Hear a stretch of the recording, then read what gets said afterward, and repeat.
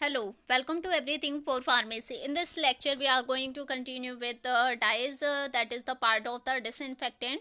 So let's see what is dye. Dye, how dye act as a disinfectant. Two groups of the dyes, यानी कि दो ऐसे group होते हैं dies के, जैसे कि aniline dye and the एक्रिडीन.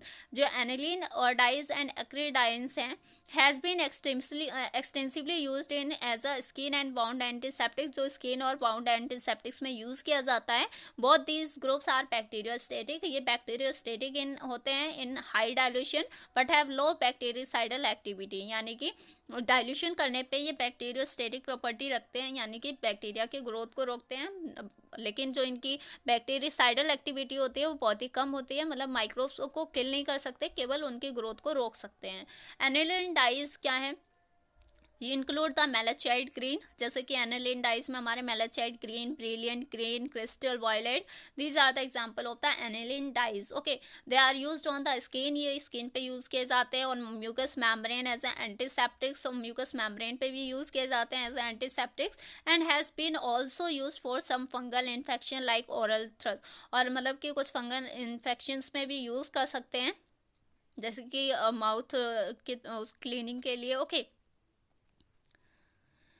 Acridine dyes क्या है? Acriflavine, proflavine, aminacrine, euflavine, they are the bacteriostatic and use for treating wounds. ये भी बैक्टीरियोस्टेटिक होते हैं जो कि वाउंड्स को ट्रीट करने के लिए यूज़ किए जाते हैं. Irrigation of the bladder and vagina.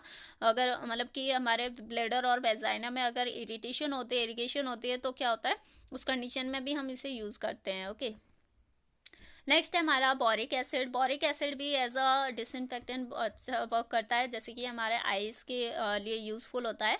2 to 4% और मतलब 2 से 4% के की कंसेंट्रेशन में हम इसे यूज़ कर सकते हैं as a antiseptic for the eyes and the mucous membrane. Okay, boric acid. Lower temperature gas plasma. what is lower temperature gas plasma? use an alternative to the ये एज अ अल्टरनेटिव यूज़ किया जाता है ethylene oxide की जगह पे. Okay, use a small amount of liquid peroxide. मतलब कि अगर हम लिक्विड पैरोक्साइड का स्मॉल अमाउंट लेते हैं लिक्विड फॉर्म में, which is energised with the radio frequency waves into gas plasma. और इसे गैस प्लाज्मा में मतलब के फॉर्म में यूज़ किया जाता है. This lead to the generation of free radicals. ये क्या करेगा? फ्री रेडिकल्स जनरेट करेगा विच डिस्ट्रॉय द माइक्रोब्स. और वहाँ पे मतलब रेडिएशन पास की जाती है, और गैस प्लाज्मा में क्या होता है, मतलब कि वो रेडिकल्स के फॉर्म में ब्रेक हो जाते हैं पेरोक्साइड. ओके, हाइड्रोपेरोक्साइड रेडिकल्स के फ्री रेडिकल्स फॉर्म करेगा. और फ्री रेडिकल्स जनरली बहुत ही ज़्यादा डेंजरस होते हैं हमारे सेल्स के लिए भी, क्योंकि ये कार्सिनोजिन की तरह एक्ट करने लगते हैं. ओके, तो इस तरह से माइक्रोब्स को ईजिली किल कर सकते हैं. ऑक्सीडाइजिंग एजेंट हाइड्रोजन पेरोक्साइड, अभी हमने पीछे पढ़ा, ये ऑक्सीडाइजिंग एजेंट की तरह ये एक्ट करता है. 3% solution in water is use for cleaning wound. अगर पेरोक्साइड की 3% कंसनट्रेशन लेते हैं वाटर में, तो एज अ क्लीनिंग वाउंड के क्लीनिंग में यूज़ किया जाता है विद पल्स, जैसे पल्स वगैरह हो जाती हैं. Removing pulse from the infected ear and may be also use as a mouth wash में भी यूज़ किया जाता है. Potassium permanganate use in the सीज बाथ. मतलब कि पोटेशियम पर मैग्नेट के पास भी ऐसी प्रॉपर्टी होती है कि माइक्रोब्स को किल कर सकता है, क्योंकि ये भी एक स्ट्रॉन्ग ऑक्सीडाइजिंग एजेंट है. सीज बात में यूज़ किया जाता है. उसके बाद है हमारा ethylene oxide. Ethylene oxide is one of the very effective antiseptic. Okay, most commonly used form of the chemical sterilization. सबसे ज़्यादा यूज़ किए जाने वाला केमिकल स्टेलाइजेशन है. Okay, ethylene oxide is a sterilant gas. ये क्या होता है? स्टेरिलेंट गैस होता है, यानी कि गैस के फॉर्म में इसे यूज़ किया जाता है as a sterilizing agent, chemical sterilizing agent है. Which has a lethal effect. इसके पास लीथल इफेक्ट होता है, मतलब ये लीथल इफेक्ट यानी कि किल कर सकता है माइक्रोब्स को directly on the protein. Direct ये प्रोटीन्स को कोगुलेट करेगा and DNA of the bacteria, उसके बैक्टीरिया के डीएनए पे एक्ट करेगा एंड प्रिवेंट देयर रिप्रोडक्शन. इस तरह से उसका रेप्लिकेशन जो होता है, रिप्रोडक्शन प्रोसेस, वो प्रिवेंट होता है, तो माइक्रोब्स किल होने लगते हैं. It's highly inflammable. मतलब कि ये हाईली इन्फ्लेमेबल होता है, तो इसलिए हम इसे लेस इनर्ट बनाने के लिए हम क्या करते हैं, कार्बन डाइऑक्साइड के फॉर्म से मिक्स करके इसे नॉन इन्फ्लेमेबल मिक्सचर बनाते हैं, जब हम इसे यूज़ कर सकते हैं। Due to its very good penetrating power use for the sterilizing, मतलब कि इसकी जो पेनेट्रेशन पावर है वो काफ़ी अच्छी होती है, तो इसलिए हम इसे स्टेलाइजेशन पर्पज से यूज़ करते हैं। ओजोन स्टेलाइजेशन, ओजोन यानी O3 स्टेलाइजेशन, ओजोन की हेल्प से भी स्टेलाइजेशन होता है। एज वी नो दैट जो ओजोन गैस होती है वो भी अगर फ्री रेडिकल्स रिलीज करे तो वो भी हाईली टॉक्सिक होती है हमारे सेल्स के लिए भी। Okay, it has been recently approved for use in the US, और ये US में अप्रूव कर दिया गया है इसके यूज़ के लिए। It uses oxygen which is subjected to an intense electrical field that separate oxygen molecule into atomic oxygen, यानी कि ऑक्सीजन का यूज़ करती है, मतलब कि एटॉमिक ऑक्सीजन रिलीज करती है, जैसा कि मैंने बोला फ्री रेडिकल्स के फॉर्म में, which then combined with the other oxygen molecule to form the ozone, यानी कि ये एक ऑक्सीजन ये सिंगल ऑक्सीजन होगा जो कि क्या करेगा, ऑक्सीजन दूसरे ऑक्सीजन मॉलिक्यूल से क्या करेगा, बाइंड होके ओजोन फॉर्मेशन करेगा। Uses, it is used as a disinfectant for the water and the food, यानी वाटर और फूड में एज अ डिसइंफेक्टेंट यूज़ कर सकते हैं हम। इट्स लाइट इज़ यूज्ड बहुत in gas and liquid form, gas और लिक्विड दोनों फॉर्म में हम इसे यूज़ कर सकते हैं as an antimicrobial agent in the treatment, storage and processing of food, जो प्रोसेसिंग होती है फूड की उस कंडीशन में भी हम इसे स्टेलाइजिंग पर्पज से यूज़ कर सकते हैं, इंक्लूडिंग जैसे कि meat, poultry and eggs. Okay, so अब यहाँ पे हम डिस्कस करेंगे what are the factors that affect the disinfection, यानी कि जब हम डिसइंफेक्शन कर रहे हैं उस टाइम पे ऐसे कौन कौन से फैक्टर्स हैं जो डिसइंफेक्शन की प्रॉपर्टी को अफेक्ट कर सकते हैं, यानी कि उसके स्टेलाइजिंग पावर को, माइक्रोब्स के एंटीसेप्टिक प्रॉपर्टी को कितना ज़्यादा कोई फैक्टर अफेक्ट कर रहा है, तो उस चीज़ को हमें डिस्कस करना है। ओके, फर्स्ट है कंसनट्रेशन ऑफ द डिसइंफेक्टेंट। अगर डिसइंफेक्टेंट की कंसनट्रेशन हम देखें तो जितनी ज़्यादा डिसइंफेक्टेंट होगी उतना ज़्यादा क्या होगा, वहाँ पे डिसइंफेक्शन प्रोसेस होगा, यानी उतना ज़्यादा माइक्रोब्स किल होंगे। तो इट्स सो सिंपल। अब टेम्परेचर में क्या है, ओके आगे हम देखते हैं अभी, क्योंकि हमें दोबारा वही चीज़ें डिस्कस करनी है, तो आगे हम कंटिन्यू करते हुए चलते हैं।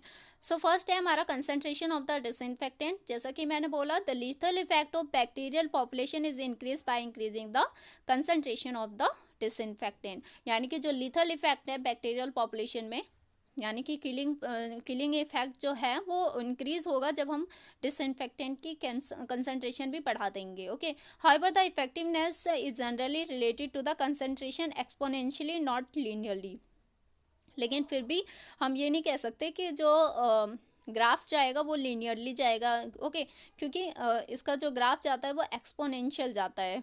Okay, there is optimum concentration of the phenol at about, जैसे कि यहाँ पे एक एग्जांपल है, हमारा जो फिनॉल का एक्टिवेशन पावर है वो ऑप्टिमम कंसंट्रेशन होने चाहिए 1%।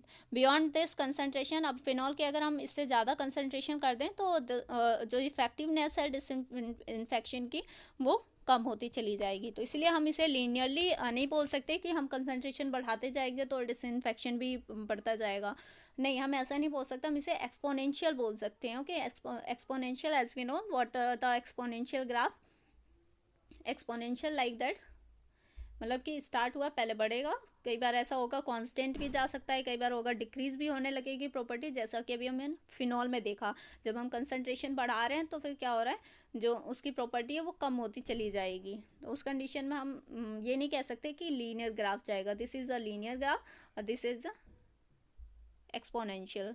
ओके, मीन्स ऐसे, तो इस कंडीशन में इस तरह से जाएगा ग्राफ। ओके,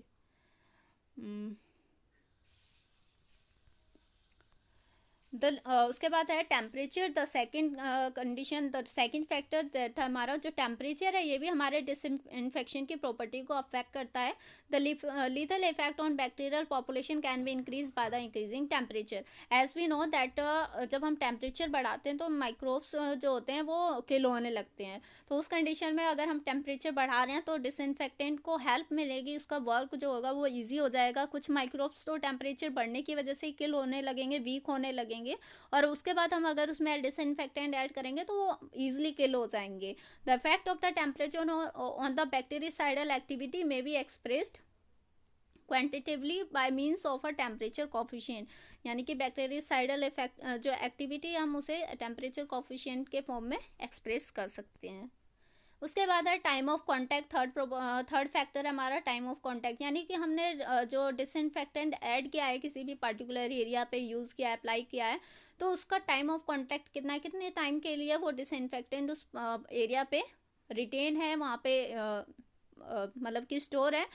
अब वहाँ से ऐसा ना हो कि हमने जैसे ही अप्लाई किया डिसइंफेक्टेंट और कुछ टाइम मतलब 2 मिनट्स भी हमने वेट नहीं किया, उस वहाँ से रिमूव कर दिया, वाटर से क्लीन कर दिया, तो उस कंडीशन में हो सकता है कि वहाँ पे माइक्रोब अच्छे से किल ना हो पाए। तो टाइम ऑफ कांटेक्ट जितना ज़्यादा होगा उतना ज़्यादा डिसइंफेक्टेंट प्रॉपर्टी वर्क करेगी, मतलब डिसइंफेक्शन उतना ज़्यादा होगा। Okay, pH of the environment.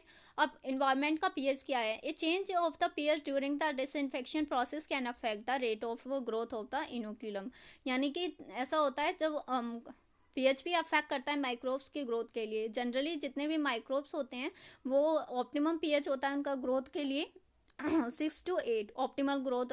Okay, इस पे उनकी ऑप्टिमल ग्रोथ होती है।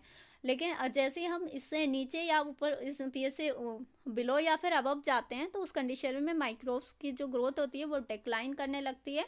Okay, phenolic and acidic antimicrobial agents usually have a greatest activity in acidic medium. जैसे कि हम देख सकते हैं कि जो फिनॉल है एसिडिक एंटीमाइक्रोबियल एजेंट है, ये जनरली किस में एक्शन ज़्यादा शो करते हैं? एसिडिक कंडीशन में, जैसे कि 6। Okay, acridine dyes and quaternary ammonium compounds are usually more active in the alkaline than in acidic solution. और जो हमारे कुछ ऐसे क्वाटरनरी हो गया, क्वाटरनरी अमोनियम कंपाउंड या फिर एक्रिडिन डाई, ये अल्कलाइन मीडियम में ज़्यादा अच्छा रिएक्शन शो करते हैं। Okay, as compare to the acidic solution. तो इस बेस पे हम कह सकते हैं कि किसी भी अगर किसी सॉल्यूशन का पीएच क्या है 6 to 8 है, तो उस कंडीशन में जो हमारा डिसइंफेक्टेंट है काफ़ी अच्छा वर्क करेगा। Okay, chemical structure of the disinfectant. अब डिसइंफेक्टेंट का केमिकल स्ट्रक्चर कैसा है उसके बेस पे भी हम कह सकते हैं कि ये भी अफेक्ट करता है डिसइंफेक्शन के प्रोसेस को। Okay, chemical structure of compound affect the disinfectant activity. Generally halogenation increase the antibacterial activity of the phenol, but nitration increase the antibacterial activity and systemic यहाँ पे डिक्रीज होगा। मतलब कि जो हेलोजिनेशन, अगर हम फिनॉल का हेलोजिनेशन कर दे तो उस कंडीशन में उसकी जो स्टेलाइजिंग पावर है, डिसइंफेक्टेंट पावर है, वो काफ़ी अच्छी हो जाएगी, क्योंकि हेलोजन भी एक ऑक्सीडाइजिंग एजेंट है, वो और हेल्प करेगा फिनॉल को उस माइक्रोब्स को किल करने में। लेकिन अगर हम वहाँ पे नाइट्रेशन कर दें तो वो एंटीबैक्टीरियल एक्टिविटी को डिक्रीज कर देगा और साथ में टॉक्सिसिटी भी हो सकती है हमारे सिस्टमिक सर्कुलेशन में। नेक्स्ट है हमारा types and the number of the micro organism present. अब हमने डिसइंफेक्टेंट हमने एक लिमिटेड अमाउंट में वहाँ पे ऐड किया, लेकिन पता चला कि वहाँ पे नंबर ऑफ माइक्रोब्स बहुत ज़्यादा हैं, तो उस कंडीशन में भी डिपेंड करता है कि डिसइंफेक्टेंट कितना वर्क कर पाएगा। The efficiency of the disinfection greatly depends on the nature and the number of the contaminating microbes. अब माइक्रोब्स का नेचर कैसा है? कुछ माइक्रोब्स के पास एक्स्ट्रा स्पोर लेयर होती है, स्पोर जो कि क्या होती है, highly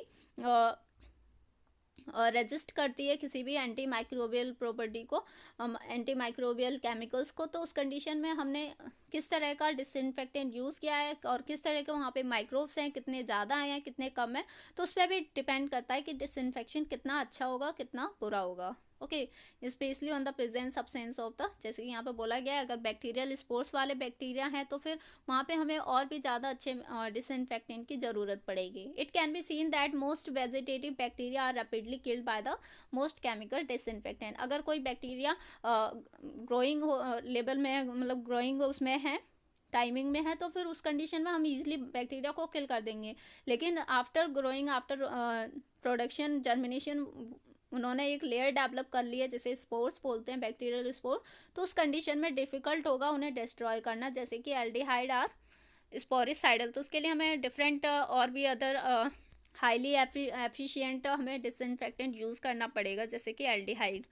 interfering substances in the environment. अब एनवायरनमेंट में कुछ ऐसे इंटरफेयरिंग सब्सटेंस होते हैं वो भी डिसइंफेक्शन को अफेक्ट करते हैं, जैसे कि material such as a blood. अगर हम किसी वाउंड पे डिसइंफेक्टेंट एंटीसेप्टिक अप्लाई कर रहे हैं, तो अगर वहाँ पे ब्लड कोगुलेट हो चुका है, बॉडी फ्लूइड्स वहाँ पे पस है, मिल गए, तो उस कंडीशन में क्या होगा, जैसे कि फूड रेजिड्यूज कॉलोइडल प्रोटीन्स में reduce the effectiveness of the disinfectant. तो डिसइंफेक्टेंट हमारे बॉडी में अच्छे से पेनिट्रेट नहीं कर पाएगा, और इस वजह से वहाँ पे उसका जो इफेक्टिवनेस है वो कम हो सकता है। ओके, तो उस कंडीशन में पहले हमें पस वगैरह वहाँ से क्लीन करना चाहिए, और फिर उसके बाद हम अगर अप्लाई कर दें तो उतना ही सेम अमाउंट ऑफ जो डिसइंफेक्टेंट होगा वो काफ़ी अच्छा वर्क करेगा। The presence of oil and fat markedly reduce the disinfecting ability of the phenolics. यानी कि अगर हमारे बाउंड्स के आसपास ऑयली और फैटी चीज़ें स्टोर हो गई हैं, मतलब कि वहाँ पे एक्यूमुलेट हो रखी हैं, तो उस कंडीशन में जो फिनॉल होता है वो ज़्यादा अच्छे से वर्क नहीं कर पाता। Okay, potentiation, synergism and the antagonism of the disinfectant. Potentiation में क्या होता है कि हमने दो डिफरेंट तरह के डिसइंफेक्टेंट लिए, और हमने उन दोनों को दोनों डिसइंफेक्टेंट को एक सिंगल मिक्सचर बना के हम यूज़ कर रहे हैं, तो वहाँ पे पोटेंशिएशन होगा, यानी दोनों डिसइंफेक्टेंट अपनी अपनी प्रॉपर्टी शो करेंगे, तो उस कंडीशन में डिसइंफेक्शन काफ़ी अच्छा होगा। ओके, उस डिसइंफेक्शन प्रोसेस मतलब माइक्रोब्स को किल करने में ईजी होगा।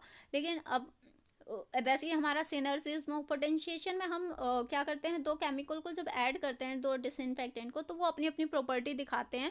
लेकिन सिनर्जिज्म में क्या होता है, जब हम दो अलग अलग डिसइंफेक्टेंट को ऐड करते हैं, परंतु वहाँ पे जो डिसइंफेक्टेंट की जो डिसइंफेक्शन प्रॉपर्टी है वो कई ज़्यादा गुना बढ़ जाती है, सिनर्जिज्म हो जाता है, यानी एडिटिव एक्शन होने लगता है, तो उस कंडीशन में वो और भी ज़्यादा इफेक्टिव हो जाता है।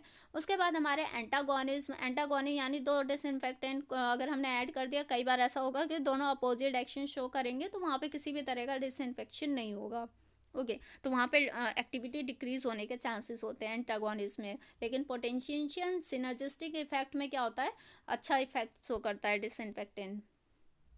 Okay, thank you so much. In next lecture, we will discuss about the evaluation of the antimicrobial agents and the disinfectant.